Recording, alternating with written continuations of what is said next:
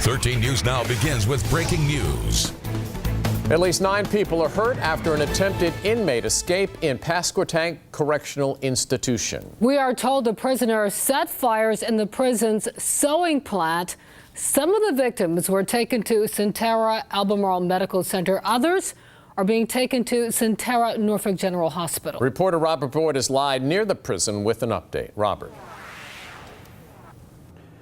Well, according to Pasquotank County, the latest we've heard from them is at least one of these escaped prisoners is still on the loose, and they are actively, obviously, looking for that prisoner, hoping to catch him as soon as possible. Now, that prison is located right across this field here behind me. A lot of flashing lights, a lot of police cars surrounding that complex right now. This is really as close as we were allowed to get. Police said it just isn't safe to be too close because they don't know where this escaped inmate is. There's a good chance he could be hiding in some of these woods, or he could be hiding in someone's backyard. So people who live around here should stay in their house, and please keep a lookout. If you see someone suspicious, definitely call authorities. And as David and Regina just mentioned, this all began with a fire in the sewing plant, which is located on the complex of the prison. And during that fire, we believe, is how at least one of these inmates escaped. There are reports that he may have used a hammer to injure some of the prison workers. That is yet to be confirmed. But what we do know is at least 9 people were taken from the prison to local hospitals with injuries. So obviously,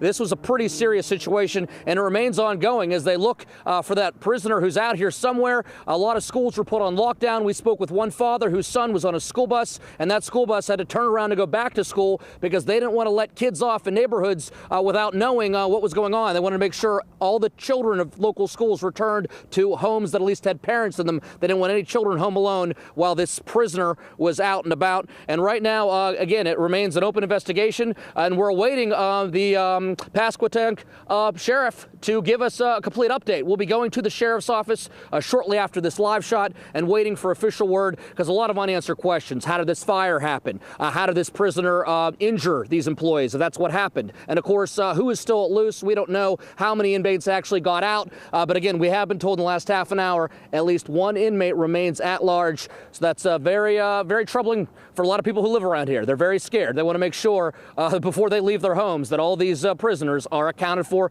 and we'll continue to update you throughout the evening. Live in Pasquotank County, Robert Boyd, 13 News Now. All right, Robert Boyd, with that very latest information, a prisoner is still on the run. A stressful and dangerous situation for the sheriff and everyone working at the prison. Spoke with a retired FBI agent about the dangers in dealing with this type of attempted escape.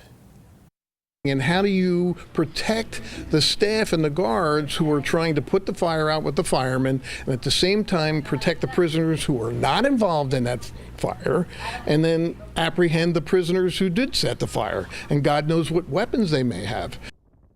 Again, a prisoner is still at large tonight. You can count on 13 News Now to stay on top of this breaking story all evening. As soon as we learn more about the incident, particularly the conditions of the patients involved, we will bring you that information.